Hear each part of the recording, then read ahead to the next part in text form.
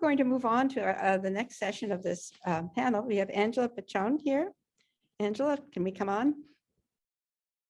Thank you. Angela will be moderating our panel on energy, and I'm going to turn the mic over to you, Angela, because this is such a critical issue. Angela is Director of Research, excuse me, at the Kleinman Center for Energy Policy. Sorry about that. Okay. Well, thank you, Jeannie, and thank you to Mauricio Rodas and Amy Montgomery for this invitation. Thank you also for this lineup, amazing lineup of speakers that you have brought to this conference. As Jeannie said, I'm the research director of the Kleinman Center for Energy Policy, and I am, at the Kleinman Center, we are proud sponsors of this event and this conference, this two-day meeting. So we heard yesterday here so many, many speakers and on this very, very crucial and very timely issue, and on adaptation and the financing of adaptation, especially for the urban environment.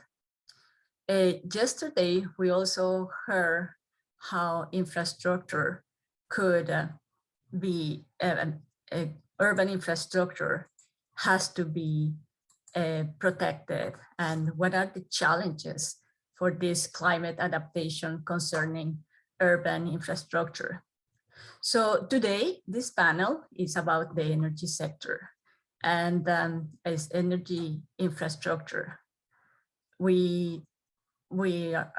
Climate resilience demands addressing the impacts of weather on existing energy infrastructure and its operation, as well as considering the impacts of long-term climate change on newly planned infrastructure.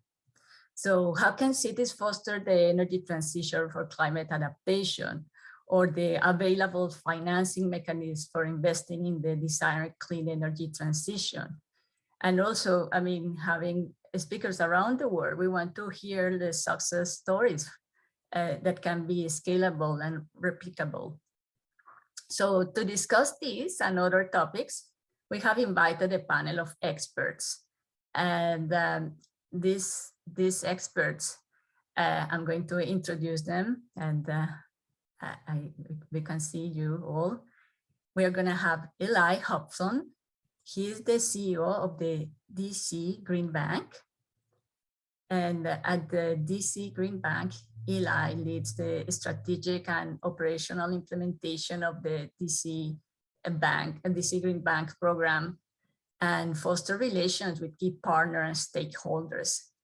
He had the great big challenge to launch operations during the pandemic.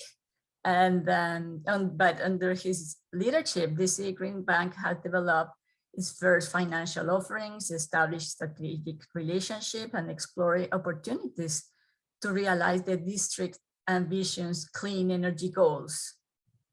As a clean energy expert, Mr. Hopson has previously served in private companies and the US federal government.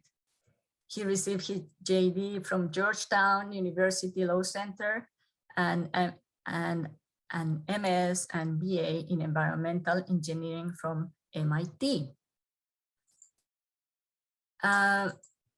Next, we have, and forgive me if the pronunciation is not correct, joining us from Singapore, I understand, we have Drazen Kucan, who is the Senior Urban Development and Energy Efficiency Specialist of the Green Climate Fund. In this role, Mr. Kucan leverages his knowledge and experience in urban development and energy efficiency to help developing countries accelerate action towards a low carbon and climate resilient development pathway through the management of the Green Climate Fund project portfolio, funding considerations, and implementation. Prior to the Green Climate Fund, he worked with multilateral and private banks, the European Commission, and the UNDP. He has received awards for his role on innovative grant and loan-based projects. He holds an MSc, a degree in renewable energy from Vienna University of Technology, and a joint doctorandus and MBA degree from Nijmegen University in the Netherlands, and a BA in urban sociology from the University of Zagreb in Croatia. And last but not least, we have Daniel Morris, who is the clean energy lead at the Kleinman Investment Fund. And in his role, he works with the Kleinman Investment Fund partners to support innovative clean energy operations that can lead to transformational change in energy systems of developing countries. He has previously served as an advisor to the US Executive Director of the World Bank and a policy analyst in the US Treasury. He earned his Master of Environmental Science and Management from the Brent School of at the University of California, Santa Barbara, and a BS of Environmental Science from Northern Arizona University. So now we're ready, and I'm welcome all our panelists. And we're gonna start, but I mean, I gave this introduction, and since you are in this field of clean energy, I would like to hear from you and the role and the portfolio of projects that you have put together and that are relevant for urban adaptation. So Eli, if you want to start. Sure, thank you. Good morning, everyone, and appreciate the opportunity to speak with you all today and the very kind introduction. So I'm at DC Green Bank, as Angela mentioned. I've been here since April 2020 in the pandemic. And through that time, we've really focused on green infrastructure, including solar energy. The money that we receive from the city has a carve out for solar energy. So solar is going to be a necessary part of what we do. DC is also, it's a city, so it's a highly urban environment. So 75% of our climate emissions come from buildings. So our second focus is high performing buildings. And our portfolio, we have done pre-development primarily in the building space. We really view pre-development loans as a high opportunity time for our dollars to make an impact on design. Because when the design considers sustainability from the beginning, it's a lot easier to work with the developers and make sure that climate and other sustainability impacts are built in from day one, versus trying to add them later on in the permitting process could be more expensive. Our other area that's more in the adaptation space is stormwater management. DC has a stormwater retention credit trading program to help manage flooding events. We're seeing increasing local flooding events here in DC. And so that program allows portions of the city which are on our older sewer system, storm sewer system, to gain credits from developments that are happening in the central core. And so it's an opportunity for us both for increasing adaptation and resilience, but also to provide income streams to landowners in the exterior core of the city. That could be schools, could be churches, cemeteries often, to help them maintain, including things like tree plantings and retention ponds. And then the last area that we focused on, although we have not placed any loans in the sector to date, is transportation. So that 75% of our emissions are buildings. The remaining, mostly 25%, is primarily from transportation here in DC. We see a real opportunity in electrification to both improve the climate performance of our transportation sector, but also reduce local air pollution.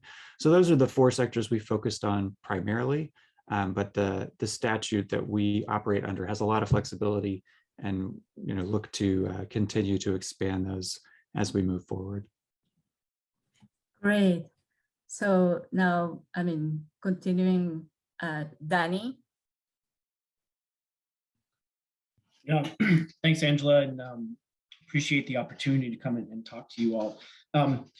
You know, the climate investment funds, we have been around for about a decade. I'll maybe give a brief intro on who we are so that you can distinguish us from the Green Climate Fund. We were actually sort of built as a precursor to the Green Climate Fund to help the international community kind of figure out how to do international climate financing. So established in 2008, we're now a $9.5 billion fund that drives over 300 or drives climate action through over 325 programs in 72 developing countries. Our business model works through our partner multilateral development banks. We have 6 of them, and we provide large amounts of concessional finance that's risk-bearing, patient, and available at below market rates to help support projects that may not happen sort of with resources available within the MDB system. And so, you know, our strategy in sort of the urban space has sort of developed over time, but it's really been to deploy flexible and predictable and programmatic capital at scales in ways that can kind of tackle market barriers and institutional failures that prevent climate action. What that means is, and when we say we have a programmatic approach, basically our approach is to come into a situation with a country and sort of have a focused area where we want to dedicate resources and ask the country to work with the multilateral development banks. So that would be the World Bank, the International Finance Corporation, and other regional banks, to come up with a plan to sort of execute what they want to do with a set envelope of resources and try to execute that over time. So what that has meant for cities kind of over time has been sort of a smattering of different approaches in the transportation space, in the energy efficiency space, and also renewable energy overall. We kind of, I think we view cities as a really strong opportunity. I'm sure many of you have heard stats like this before, but cities account for about 64% of global primary energy use and produce about 70% of energy-related greenhouse gases, right? And we expect that to grow over time as cities themselves grow. You know, I think one stat that jumps out to me is that 55% of total urban land expected to be in existence in 2030 will be built over the next, from 2000 to 2030. So urban land is growing pretty rapidly. And we want to be able to sort of instill best practices now to move away from carbon intensive infrastructure that can last for a long time, right? And the way we look to do that is through climate informed planning and decisions that can help avoid locking in more conventional urban forms, right? So looking to support sustainable infrastructure solutions, making existing and new cities greener, and trying to facilitate more compact, transit-oriented, and economically exclusive cities. So we have sort of a history of doing this, and there are a couple of projects happy to speak about. Also kind of happy to talk about what we're thinking about looking forward and some new investment opportunities, that new investment programs that can focus really on the urban setting and what gains can be achieved in cities in developing countries, in particular small and medium-sized cities, which can face a lot of barriers to investments such as credit worthiness, bankability of projects, and sort of a lack of a viable project pipeline. So that, you know, obviously not only poses issues to city governments, but then also becomes a hindrance to private sector investment, which we try to facilitate. So maybe I'll kind of stop there and we can dive into the specifics as the conversation moves on. Yes, I think that's great, and it's a good I think segue to give to Drazen the opportunity to hear from his portfolio of projects as well. Yes. Good evening from South Korea, not Singapore. It's about what 10:30 p.m. So I was sorry. waiting for opportunity to speak. I do have a small presentation. I'm not sure whether it's okay to show it or we just have a conversation. I think I think yeah, you can share it. Okay. Amy. Yep, that's fine. Okay. Okay. Do you see it? Yeah, we see it. Okay. I will try also to skip. Yeah. Perhaps to enlarge it so that we just see it as a. Yeah, let me just see full screen.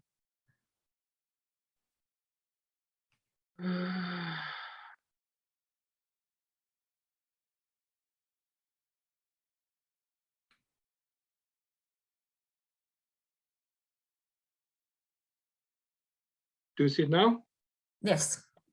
Okay, I will try to be. So let me just see.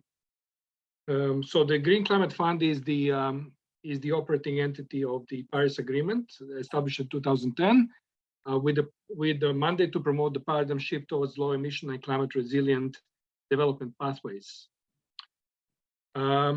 Colleagues have talked about it before, but the International Energy Agency estimates that cities are emitting about 71% of GHG emissions, and about 76% of energy-related GHG will be coming from cities by 2030. You have different situations on average per capita GHG emissions in cities, developing versus developed countries, and of course the importance of urban economies. By 2030, New Delhi will be greater GDP than Malaysia. What I want to say here is that it is, when we discuss emissions in cities, we have scope 1, scope 2, and scope 3 emissions.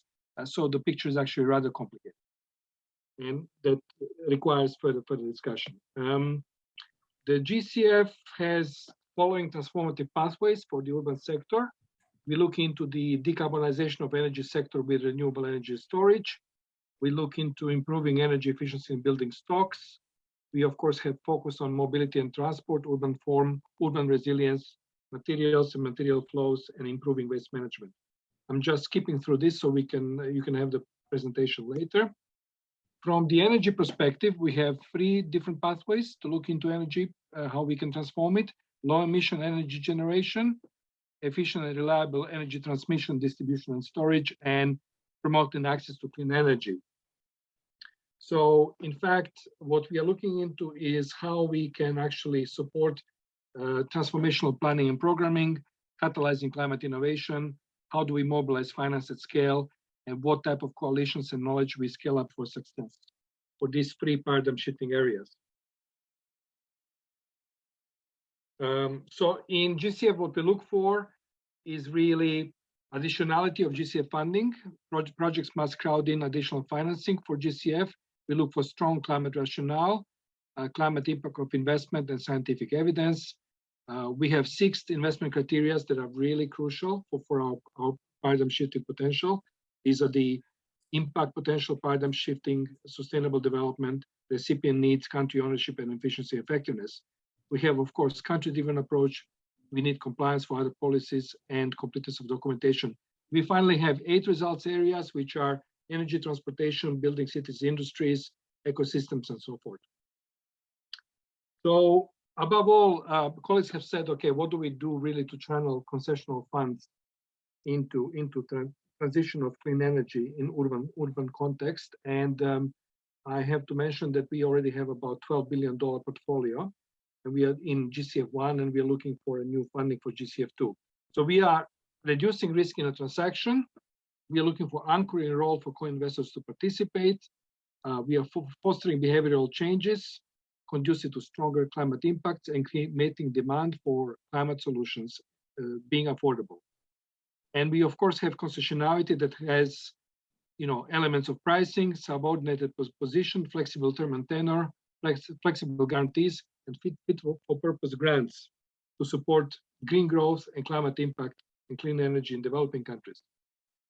So we have a range of financial instruments such as grants, concessional loans, equity, and guarantees. And these can be combined into a variety of financing structures: project-based, direct equity, funds of funds, structured finance vehicles, and so forth. But the most important thing that I think was not mentioned here is that there is a very significant problem in the relationship between national governments and local governments in the urban context, especially when we talk about energy transition, how the central transfers and ad hoc revenue sources are organized, what are the divestment pressures and decentralization pressures, and whether the local government should really pursue bottom-up approaches or national government top-down approaches. And there is a lot of tension on this, and very often you hear that cities and urban areas in developing countries, because they are governed by the local governments, do not have access to international capital markets, nor even to national commercial financial markets. Finally, financial terms of our instruments are anywhere between 20 and 40-year maturity, with 5 or 10-year grace period, with annual pricing anywhere between 0% and 75 bips, and the service fees and commitment fees. So we are phenomenally concessional, and we are using our concessionality to really push for de-risking and catalyzing interventions in projects that need to move away from high carbon solutions. Just to give you an example of such a project, our first project in China is with Asian Development Bank is catalyzing climate finance, Shandong Green Development Fund, where we are expecting program to leverage over 5 to 7 times of concessional funds with private institutional commercial finance. This is 1.5 billion facility that will eventually leverage about $12 billion. The result is partnership interest in a fund or sub-funds in the sub-project companies that really establishes a clean route from dealing with high impact, unbankable public sector projects and transforming them into high impact, upscalable private sector projects. Again, I'm not going to spend too much time. So we have 3 functions here.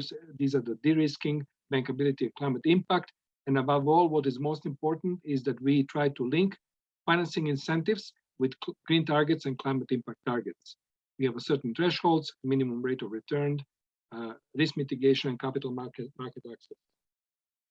This is the structure that I'm not going to go into. These are the leverage results. This is how we link climate impact with financial incentives. We have transformational, advanced benefits, and good practices thresholds that projects try to reach through specific approach and eligibility criteria to sub-projects. So I think I will stop here and I will open the discussion. Thank you very much. Well, thank you so much. It was very comprehensive, and I think you touched on many of the topics that we wanted. Go perhaps more deep on the discussion. And I think it's a very interesting view, what you just provide, obviously, the context on developing countries. I would like to know the views from Eli in terms of these barriers, like obviously at the DC Green Bank. What are these barriers for attracting these investments? And Drazen and Danny talk about, in developing countries, obviously the risk, the creditworthiness, and the institutional arrangements. And in a place like DC, what are these barriers? Thank you. I think there's a few. I think the credit, in particular, where we're trying to build new industries or grow, existing industries by bringing in new participants in the space, then they're not. Those new entities are not being well served by traditional finance, because traditionally, banks want to see several years of history, or they want to see project experience at a scale like what the entities are trying to finance. So we've been successful in stepping in to trying to fill that gap, but we still have some challenges in hitting the volume that we would like to hit. There's a challenge with large opportunities for solar in the district, for example. We're a largely urban environment, so we're looking at rooftops. So hitting the kinds of numbers that investors would like to see for portfolios can be challenging in the short term. And I think there's also there's a real pipeline and timing challenge.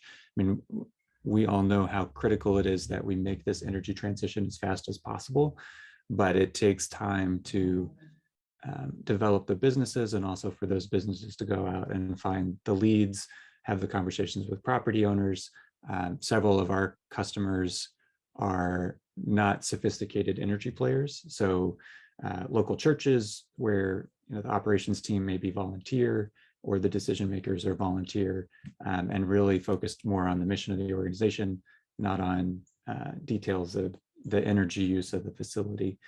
So those conversations can take time. It takes relationship building. For us as a relatively new entrant in the space, we do have the benefit of being part of the DC government, which I think lends us, some responsibility and some respect sort of automatically right off the bat. But the average solar developer who's just starting out, when they go in to try and have those conversations, are viewed highly skeptically. So just as a brief example, solar credits in DC are extremely valuable right now. They're worth, I think, about $400 a megawatt hour. The US national average is more, 30 where there are solar credits, right? So extremely valuable. Those represent approximately 75% of the value of the solar system. But when you try and explain that to your average, board member, the value of the system is in the credits. You should be receiving payments over the life of the solar system to reflect that.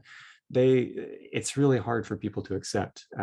In their mind, it's getting something for nothing. And so there must be a scam involved, and they're very hesitant to move forward with that. So it's just an instance where the system is set up to provide a lot of value for these installations, but making sure that that value is flowing to the recipients, meeting our value of inclusive prosperity, making sure that all residents are seeing some of that benefit, has been challenging. And we need to do some more work on education more broadly, but also figuring out systems to make sure that those benefits are really reaching the residents that we're trying to reach. And I think that will help accelerate the pace of transportation once we get some of those projects on board and the community starts to see the benefits more directly. Thank you. And now, Danny, I mean, what I would like to hear from you about these barriers that you may find, and if also provide some examples, it would be very useful, because obviously we talk about the credit worthiness of this perhaps cities or countries where you are working, but how to overcome these barriers in this context. Sure. Yeah. Happy to talk about it, Angela. Maybe I'll just quickly add as an aside to Eli's point. As a homeowner in Washington with a solar setup, those credits are worth a lot and they can be very beneficial. So sometimes the issue is just getting people educated, which is actually a nice segue into some of the barriers that we face and the experience that we've had over the past decade of trying to execute projects in urban settings, is that sometimes it just requires a lot of knowledge building and capacity building and what we call technical assistance to help different institutions understand the advantages that they can have by doing climate smart, climate friendly projects. So I think one of the issues, as I said, or a few of the barriers are credit worthiness, bankability, and a lack of a viable project pipeline in a lot of developing country contexts. And I think that applies to developed cities in many ways as well. But one way we try to overcome those barriers is we recognize that public finance institutions can play a critical role in overcoming those barriers and bringing the private sector in once those barriers have been overcome, or to facilitate the private sector overcoming those barriers themselves. So, our concessional finance, which, is essentially cheap money, can be used in a couple of different ways to overcome the barriers. First of all, it can prove a concept that can prepare a local market for increased investment. It can also, in many cases, lower the capital costs and help pilot the structure of different financial instruments. In a lot of situations, it can also mitigate country or off-taker risk, right? In particular with energy projects. It can sort of help smooth the runway for other investors to come in.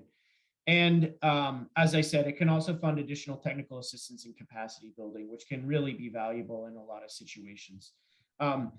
We in SIF do this in sort of three ways, and I'm going to focus on one program in particular that we think was very successful. So we use project finance, which is that we literally provide the capital in the form of debt or grants, debt with low interest rates and long tenors, and you know, Drazen had a good example of some of that, and we have similar terms, or even cheaper depending on the country and where we operate. Like in low income countries, the terms of our loans are 75 basis points, so incredibly cheap money. And it has long tenors of 7-10 years, and provides that in markets where those kind of tenors are not necessarily available. We also provide financial intermediation, which is that we provide our capital to local banks who can on-lend to their customers for scaling up different renewable energy and efficiency technologies. And that one is where I want to focus on a project where I think we've had a lot of success. It's called it was one of our, I wouldn't say earlier, kind of midstream projects in Turkey, called the Turkish Residential Energy Efficiency Financing Facility. This is a facility that we helped capitalize along with the European Bank for Reconstruction and Development. It's capitalized at about 350 million, and it provided capital to 4 local banks in Turkey, which then took those resources and on-lent them to households, construction companies, and vendors of energy-saving household equipment. So with about 42 million of our resources, that was combined with commercial loans from EBRD, to kind of focus on this area. And in Turkey, energy consumption of buildings is bigger than industry. It's bigger than a lot of sectors, and households account for 50% of electricity consumption in all buildings. So you had this area that was kind of ripe for intervention. And the facility was able to come in and essentially provide technical assistance to those banks and to homeowners as well. So kind of a dual education process, in that you kind of help the banks figure out how to structure a home loan for a homeowner that may want to improve their energy envelope. They want to be more efficient. They want to kind of do some weatherizing type activities, and kind of provide them not only with the knowledge of how to do that, but then some kind of cheap resources that would allow them to do that. The result is that we had this facility was able to support 2,800 people took out mortgages or loans to buy eco-friendly homes or equip them with energy-saving technologies. That led to an indirect benefit of over 50,000 households being equipped with efficient heating and cooling, getting new windows from specialized vendors, and kind of all the knock-on effects that come from helping develop these new markets and these industries kind of shift their operations a little bit. The emissions reduction from this program alone were equal to either planting about 640,000 trees or taking 3,000 vehicles off the road. We were able to train over 650 bank officers in how to structure these loans and how to execute them. And now these banks can do it on their own, right? They have their own lending programs and they don't need the intervention anymore. So you have these long-term effects of creating new markets and new lending programs from these initial interventions. So that, I think, is a good illustration of what financial intermediation can do on top of many of the other interventions that we try to facilitate. That's a very interesting example, and I suppose, Trajan, you may have other examples, especially on how to overcome in developing countries these barriers. I was found very interesting what you just said in your presentation about what you may have at the local level versus national level, this difference on perhaps interest, and I mean, as an external banker, how to really bring together a solution that could benefit both the local and the national level. Yeah, difficult question, of course. It's usually called subnational finance, right?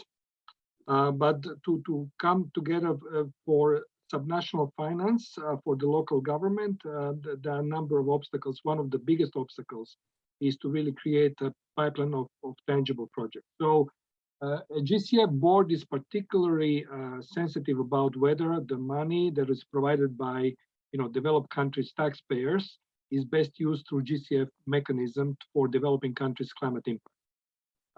And so some of our most successful projects, such as the ASEAN Infrastructure Catalytic Fund with ADB, or the Shandong project in China, or with the Green Cities facility with the EBRD across Eastern Europe, has been really focusing on preparing the prioritization investment projects or sub-projects based on threshold and eligibility criteria. So what do we call green project?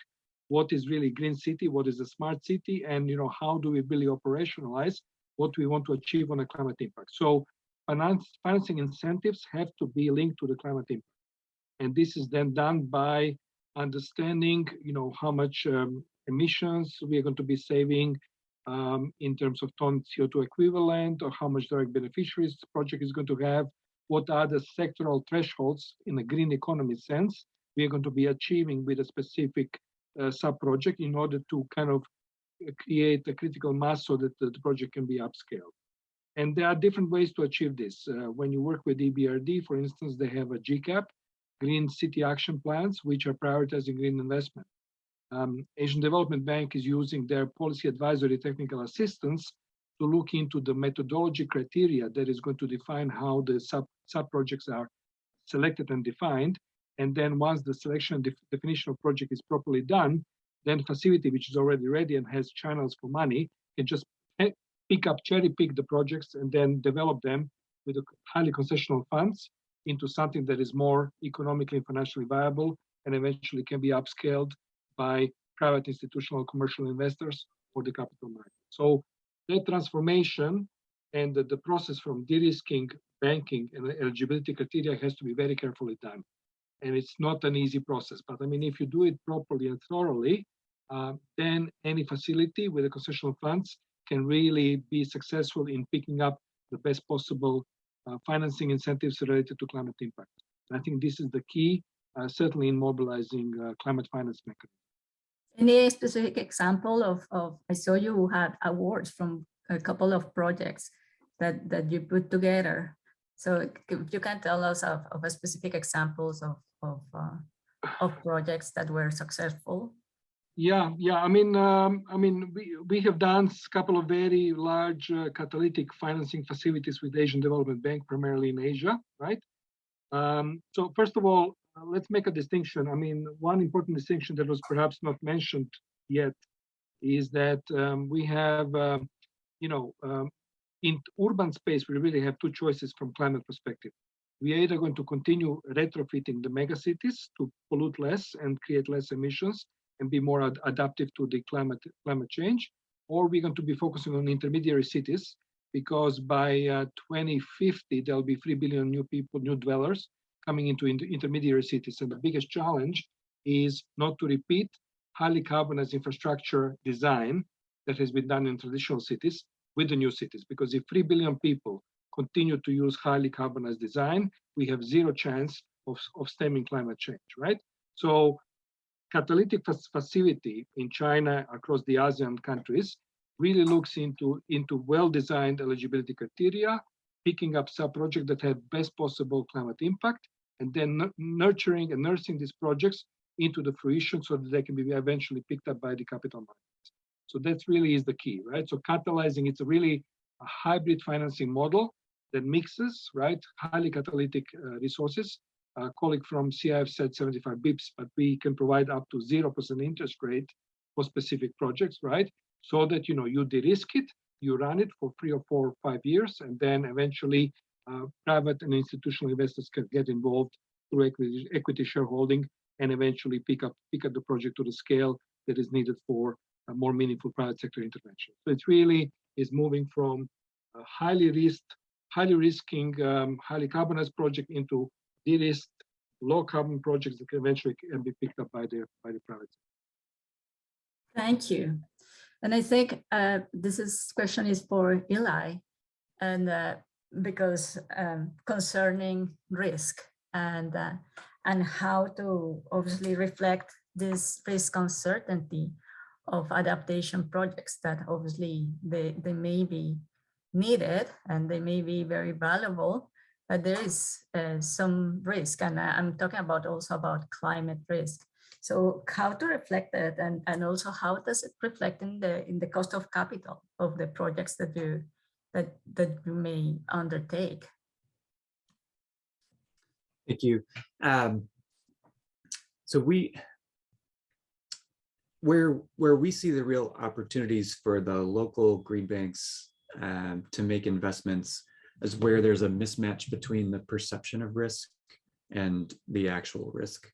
And lending here is a very conservative business, and so the bankers are typically looking to do exactly what they have done, several times before and replicate that out. And an example of where we see that opportunity in the construction loan space right now, commercial real estate, and given the uncertainties about return from work and how what work's going to look like over the next few years, commercial real estate you would think would be pretty highly uncertain. However, because it's familiar, the risk appetite and the interest rates being charged by the commercial banks are significantly lower than construction for solar facilities. And so when you just objectively take a step back and look at what's the risk of a solar project, which is just putting solar panels on an existing roof that's already constructed, that can be completed even with permitting here, 6 to 8 months, versus constructing a brand new building from scratch, which is much longer permitting timeline and much riskier enterprise, lots of heavy equipment. The risk isn't priced correctly there. So we see an opportunity for the kinds of public dollars that we have and impact dollars to come in and try to price the risk more realistically. And so that's, in some ways, that's an easy example for us where we really see an opportunity. I think where we are, one of the barriers or challenges that I wanted to get input from on this panel is in those cases where the transition or adaptation, there's not a clear revenue stream, there's not a clear risk gap that the market isn't pricing. And the example we're really struggling with is building electrification. It's fairly straightforward for new buildings. Electricity is cost competitive, if not cheaper, and clear climate benefit. But when we're talking about existing buildings that have methane infrastructure, boilers, piping, radiators, et cetera, the cost premiums right now are fairly significant, 2 to 3 times in some cases, to do that transition. And so we believe over the long term, and certainly from a climate perspective, those are going to pay off. And the city's committed to converting to all electric at a date far in the future.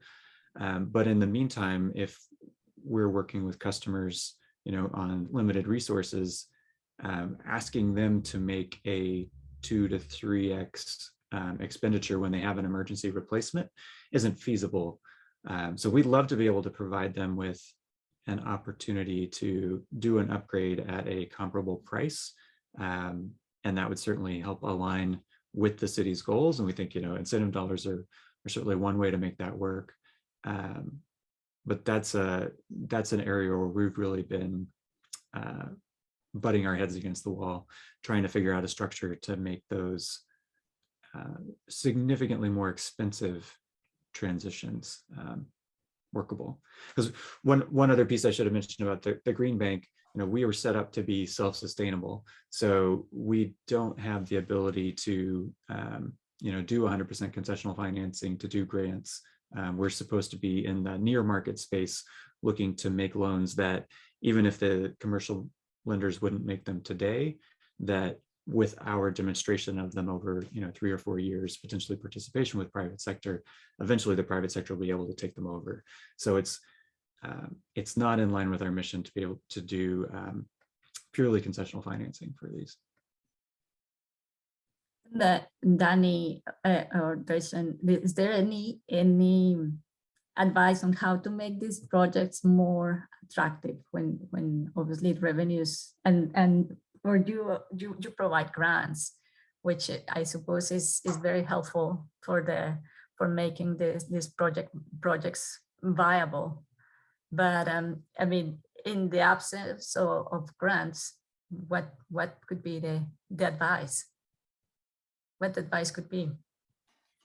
I'm happy to go first, and then Drazen, please come in. I mean, I think in our experience, we are able to provide grants, but we've been able to send a lot of our resources out over the years as concessional loans. And, the grants are really in places where there's sort of no other option. And it's kind of that demonstration effect is needed to bring prices down. And so I think in a constrained environment where you are sort of grant constrained, which is one that we find ourselves in, because we are sort of supported by contributions from sovereign governments, but many of them more and more are sort of, well, it kind of depends on the contributor, but some are less willing to just give straight up grant resources and are much more interested in sort of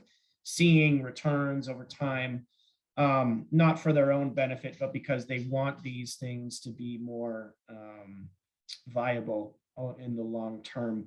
And I think it's just a matter of kind of figuring out where you can, where things are sort of on the edge of commerciality, I guess is one way to put it. And where can you sort of give it a little push where it's already there? Like, this is not venture capital in a lot of ways. Like it kind of is for some things, but it's really more about just pushing different interventions toward just give them the little extra push they need to be viable and to be commercial and to let the private sector come in. And once you have sort of 3 or 4 examples of how different models work, then others feel more confident coming in. So this is why I go back to the financial intermediation example in Turkey that we did, right?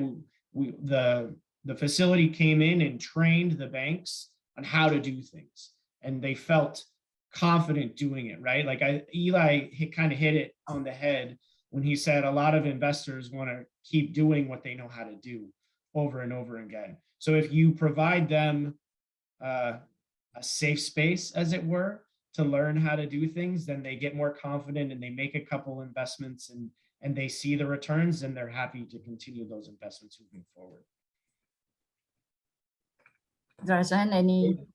Yeah, I mean, there is no magic wand, number one, and I think DC has different model than financing mechanism structures have. But I mean, I would say we are discussing here viability gap approaches, and I think what we have not mentioned is maybe land value capture and municipal tax structuring approaches, and maybe special purpose vehicles with specific equity provisions that can really try to work with local governments on bridging these viability gaps. For instance, if you have interventions in old buildings that need to be retrofitted, right? You have to work, I think, with local authorities to see whether land value capture, increase in asset value, additional jobs and investments will create a pool of pooled finance that can be potentially used to kind of bridge the viability gap. So again, I would be against providing a magic wand solution here, but I mean, there are alternatives into working with local government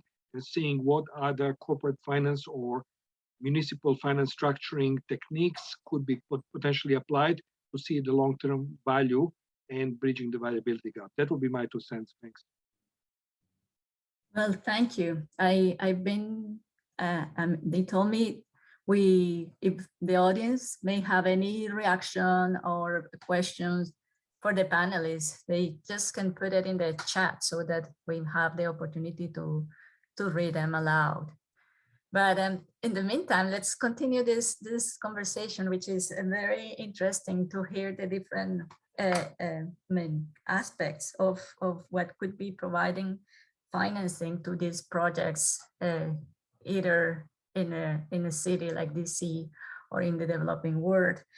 So my next question is about, and Drazen, you talk a little bit about it, is about policies and local and government public policies that could really help. And obviously in many, the absence of a global cost of carbon, which will make way easier to account for the benefits of many of these projects, makes it difficult. But I would like to hear from you in terms of for example, at DC, the fact that the local government may, I don't know if they are going to do like in New York, like totally ban gas connections, or like, through tax credits in, national countries really providing a break or facilitating like the incoming investors in this sector. So in your view, what could be the most effective policies to facilitate the funding of these projects? Eli, you want to start? Sure. So DC is considering, there's some discussion on the council about moving forward a ban on hookups. It has not happened yet. But I think the expectation is, in order to meet the city's climate commitments, an action like that will need to be taken. It's just a matter of what the timing is. I think where the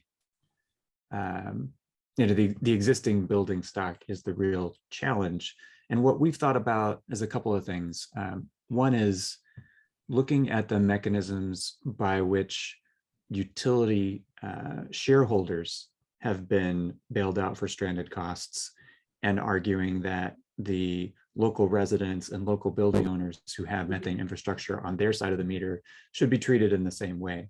So if there's a stranded cost bailout package through a ratepayer-backed securitization, that should be provided on identical or similar terms to building owners who need to replace boilers, furnaces, piping, et cetera.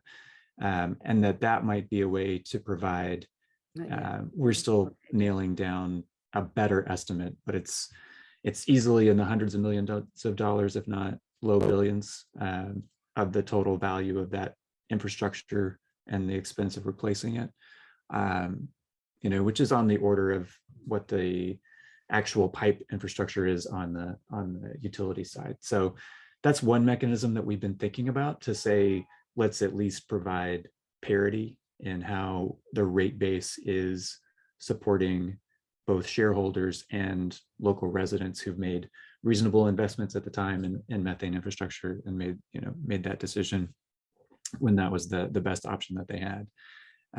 The other policy that, and this is just more brainstorming, but where I really think we want to be hitting the opportunity is when equipment's being replaced.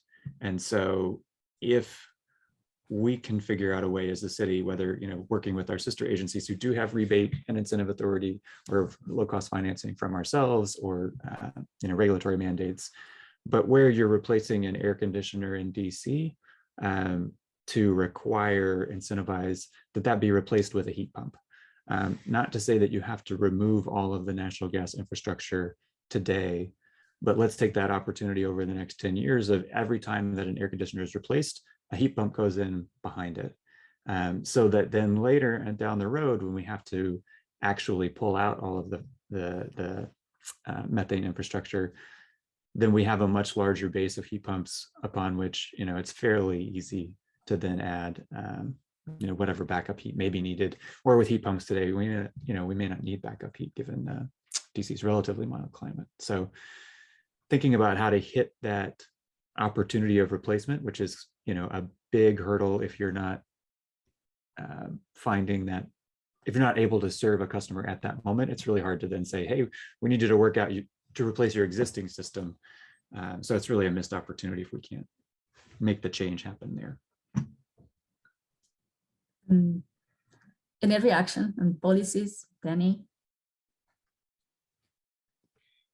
Yeah, I don't have the advantage Eli does of being able to focus on a single city. So maybe I'll take the broad approach and tell you all sort of how we're approaching it through a new program that we're trying to launch called SIF Smart Cities, which we are currently out trying to fundraise for with governments to get this program up and running.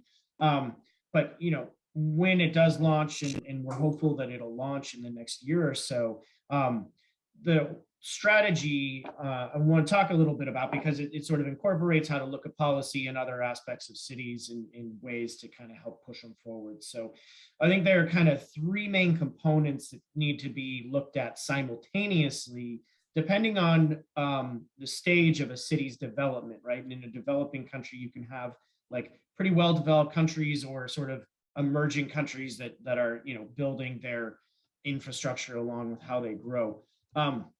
But the first component is essentially we would want to do a rapid city diagnostic, which assesses the current situation of a city. What is their exposure to climate risks? What is their current level of preparedness for those risks and other risks? What are some kind of climate related considerations? What's embedded in the urban planning process and what maybe needs to be included more.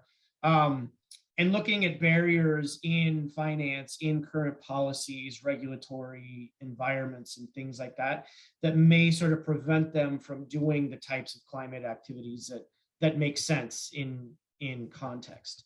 The second component is putting together a climate-informed sort of strategic spatial planning and other plans to help build the project pipeline and interventions that'll be needed. So this is looking at the city level, looking at sort of context-specific circumstances and what needs there are within a certain sector, and linking that with national plans as well, to say, what is the climate plan, as it were, for the specific city? How does that sync up with national policies and national plans? Do they fit together well? And what kind of activities are coming out of the synergy between those two? And that would also include multi-year capital investment plans, potentially, and looking at what will the city be building over time that's climate friendly. And then the third component is really those projects that are out there and potentially ready to go. How do you implement them, right? And how do you sort of prioritize with small or medium-sized envelopes of resources, projects that can be executed right away, whether they be energy efficiency, building electrification, or maybe it's more renewable energy installations, rooftop solar combined with storage, looking for those kind of opportunities within the city and trying to bring resources in to support them right away. And be kind of a first mover within the context of that city, that space to establish those, and then hopefully, they kind of will facilitate other projects coming in. Great, and that's a very interesting project that we are launching, and Pachon, and in your view, so from your experience, I imagine, have you seen on this, obviously from the policy side, there has been an acceleration of perhaps changing regulatory frameworks to allow this they facilitate this critical infrastructure, like in many cases, or so far, this is, status quo. So far there is not an urgency, and therefore those reforms may be programmed, but not. There is nothing that is making, I mean, national governments to take a step to accelerate this transition?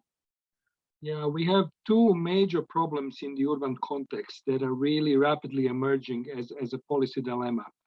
One is the emergence of cooling, right? So as we seek more and more thermal comforts with the increased heating of the earth, right? And we are projected not to hold 2 degrees, but we are projected to go maybe to 4 degrees.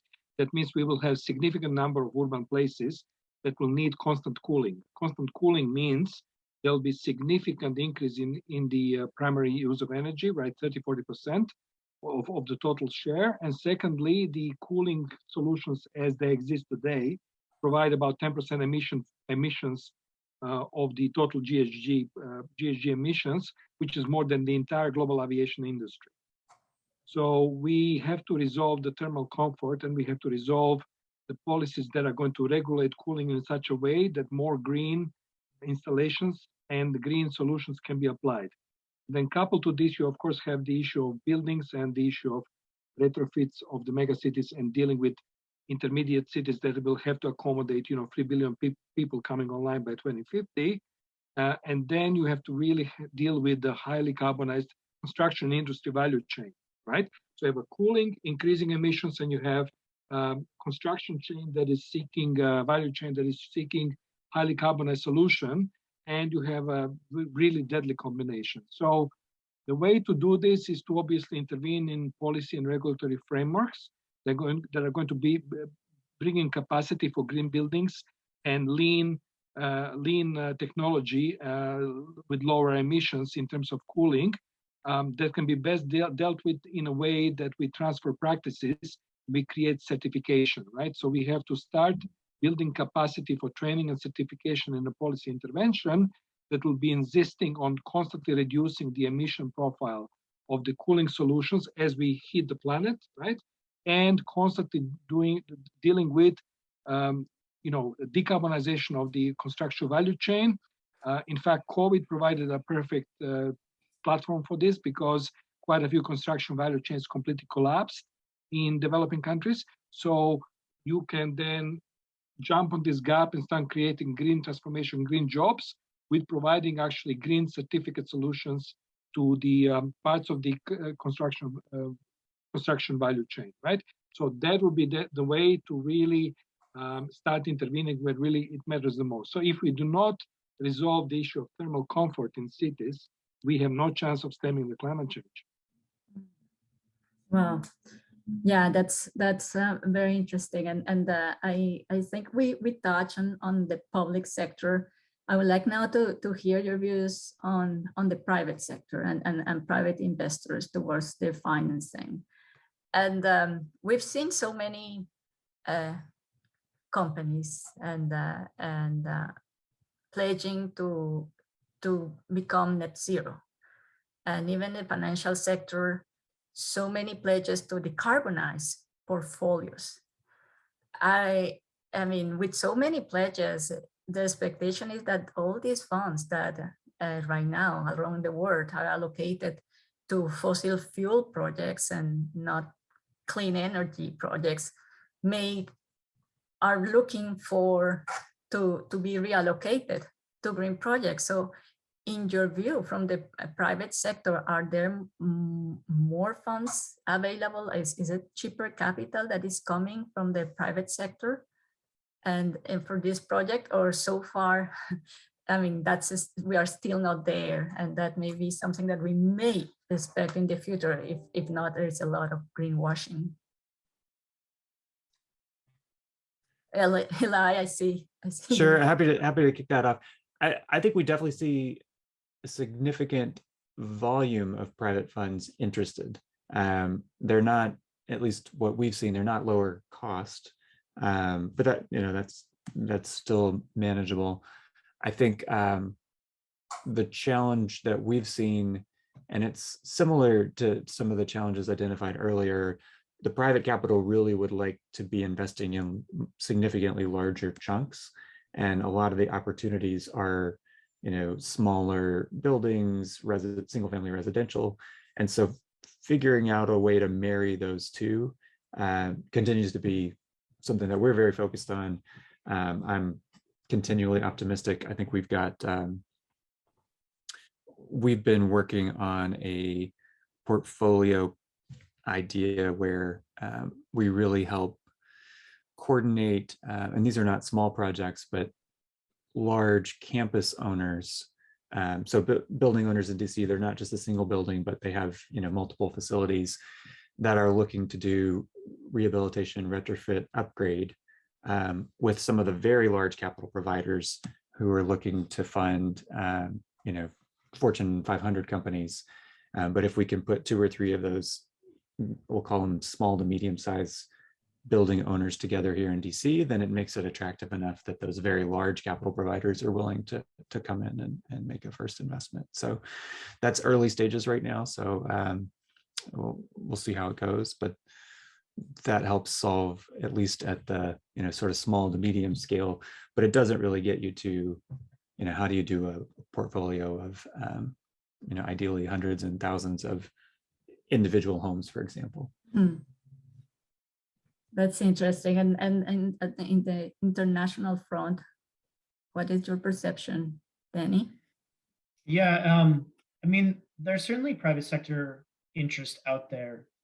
We our portfolio, our active portfolio of about 8 billion in investments has attracted around 59 billion in co-financing, and a third of that is the private sector, right? So we have a strong track record of attracting the private sector. But I think Eli brings up a good point, which is that a lot of private sector actors are not necessarily interested in these small type projects. They're interested in scale, and they want to invest in big things. And so you kind of have to, in some situations, accommodate that and try to find ways to do so. That's why sometimes financial intermediation projects can work very well, because you can aggregate, with a facility or fund of funds.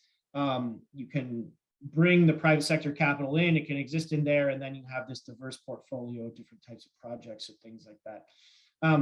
At the end of the day, though, while the interest is there, I think there's still, they want a level of certainty, the private sector, that you kind of need to be able to prove or educate them on. And sometimes that can be easy. I think in the energy space, there's kind of a misperception about the risk of some technologies. Certainly like solar and like renewables are not as risky as is often perceived.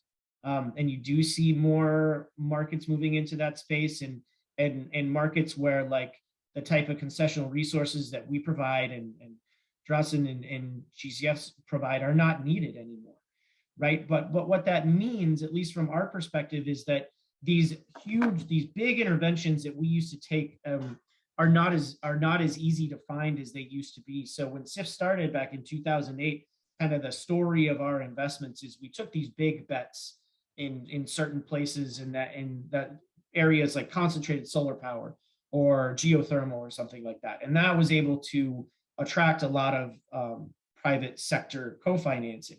Now we find interventions that maybe don't have that kind of scale. If you look at electrification and e-mobility, like you're not talking about big capital investments, big infrastructure in one place. You're talking about distributed investments over the scale of a city and things like that. And that can just be a little more challenging for the private sector to feel comfortable with.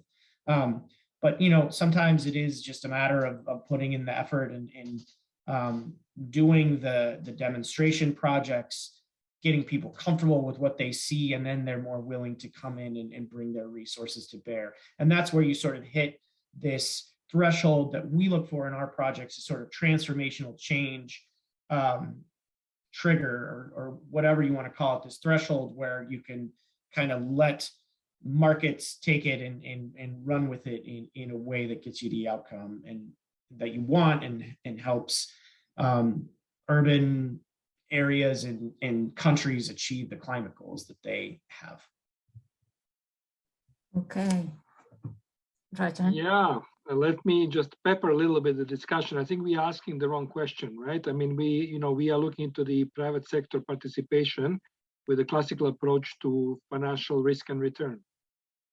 Instead, we should be reframing the dialogue with private sector to impact investment, right? What we really want to achieve with climate change is that somebody is not really looking to aggregate assets and then look for financial return, but what we want is to achieve an impact that has bearing on sustainability, bearing on economic rate of return, bearing on environmental safeguards and gender safeguards, and really benefiting essentially the human race. And I think that's exactly what is a bottleneck with the private sector. As long as we have private sector that needs a capital rating for aggregated projects so that they can achieve 10% RIR, there will be no private sector resolving climate change. So the reframing is impact investment. The reframing is how do we really match the huge need in the public sector with transparent platform and visibility in terms of risk profiles and cycle of investment that will eventually bring more acceptable levels of economic return and maybe a financial return minimum, and then obviously dealing with sustainability that can really ensure that the mistakes in creating emissions and mistakes in adaptability to climate change will not be made in the future. So that's really is, in my opinion, a complete different paradigm. Yeah, so going to impact investment and not pursuing private capital. Yeah, that's a very good, excellent point, because obviously, and how we measure this impact investment, I think that's it's in the academic agenda, like really to develop these methodologies for avoid the greenwashing and really implementing ways for these very good intentions that get translated into what you just said. It's not just the expectation of traditional investment projects. So that's I think we still have time for another and I'm dying to ask, especially for Danny and Drazen working in developing countries, about the sort of projects that you're funding, and whether, like, I mean, and Drazen, you talk about the need to cool down and making very efficient I mean, ways for cities to provide this cooling. And have you come across geoengineering, like cities willing to do geoengineering? As I know, like, for example, in Chile, they are trying to do it for glaciers. But I mean, it may come for developing countries as a way of adapting. So is something that you have seen among the portfolio of project requests, or that you think that it may come in the future? Is that a question to me? I mean, we have seen quite a few geothermal projects, right? I mean, you do have geothermal solutions across Latin America, specifically in Central America, where I think IDB is investing significantly in geothermal installations. I have not seen a geo solutions per se in a GCF portfolio to date. And Danny, geoengineering.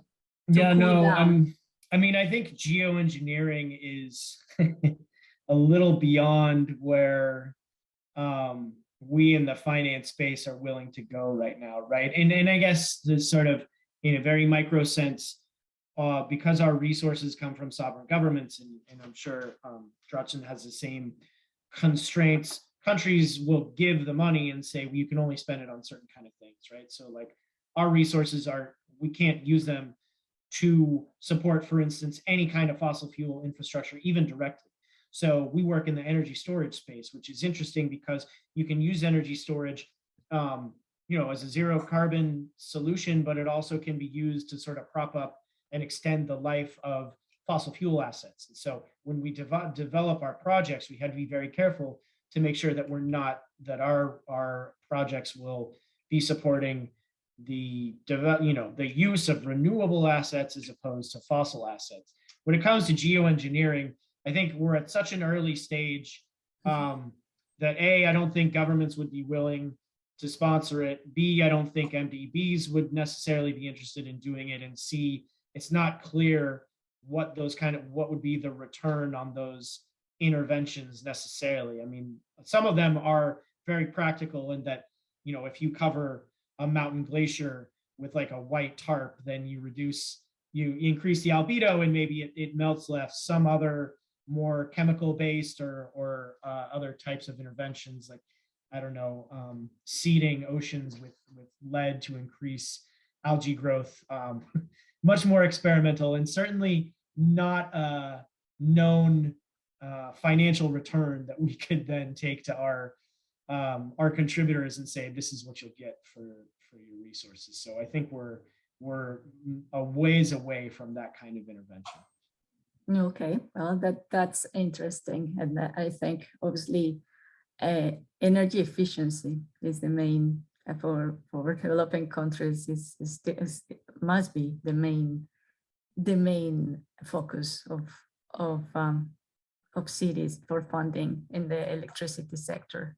And obviously there may be competition for, especially in the developing world, for really access to energy. And I think making, there's gonna be a very difficult decision making for especially national governments on what is the priority. And but obviously energy efficiency is on top. Here in the US, Elijah just mentioned all these projects and in the developing world.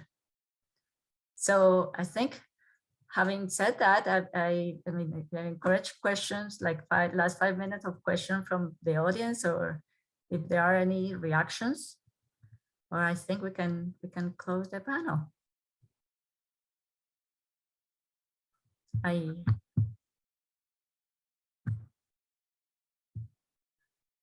Maybe we can give each panelist one sentence for their suggestions for the best way to finance urban adaptation in the energy sector. One sentence. Quick round.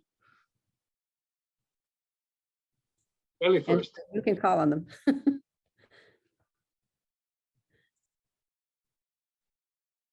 Yeah, but Drazen, do you want to start now? Sure. Actually, battery storage is potentially one of the greatest instruments for the urban resilience. Yeah, because the more efficient battery storage and sustainable battery storage is, the more renewable energy solutions will be available at the times when wind is not blowing and sun is not rising, right? So the battery storage is in fact the key to opening resilience of energy infrastructure for cities. Danny? Yeah, I think when you talk about the urban environment and energy, the solution is to electrify everything as quickly as possible and make sure that when you do that, you're building an electrical system that can respond to the day-to-day needs of a population, but also the disasters that will come to them in the future, which are unavoidable, right? So robustly electrify everything is my suggestion. And Eli? Thank you. I'm going to echo a lot of what Danny was saying. I think we're really focused on, providing affordable finance for the electrification of everything, buildings and vehicles, and also working on local generation, but making that available to all of the residents of DC on similar terms, so that by meeting our climate goals, we're not leaving any of our residents behind. Jeannie, you're mute. Sorry. So robust and equitable electrification. So we had batteries, fund robust and equitable electrification. And Angela, from a research point of view, what do you think needs to be done? Well, I think there is a research agenda that, for, I think one of the topics, like impact investment is necessary, so that I mean, more funds can get to the most urgent projects. That's one. I think from the academia and research, obviously how to aggregate this amount of small projects, but obviously for an urban environment, they make a big difference. Many cities don't even have a control of the electricity they produce and how clean it could be. But obviously residential buildings, transportation, as Eli mentioned, I mean, are very relevant, not only for the transition, but also for adaptation. We need to cool down cities. So how to make these projects that could be very expensive. I mean, if it's just a residential customers that doesn't see the benefits along the time, could not perceive all the benefits, how to make them attractive and to perhaps for investors that having an aggregation of these projects to make them viable. I think that's something perhaps for the research agenda of very innovative ways of funding and aggregating projects. So bundling projects to make them attractive to the privates, to funders in general. Yes. Okay, I think we have some very interesting conclusions here. It was a wonderful discussion. Thank you very, very much. Great contributions to this whole meeting. We are recording this and we will be circulating this and we'll have something written afterwards. And our objective is to somehow meet again in a year to see where we are, perhaps in person. So we want to thank panelists. We thank you, Angela, for organizing this, and thank you all for coming.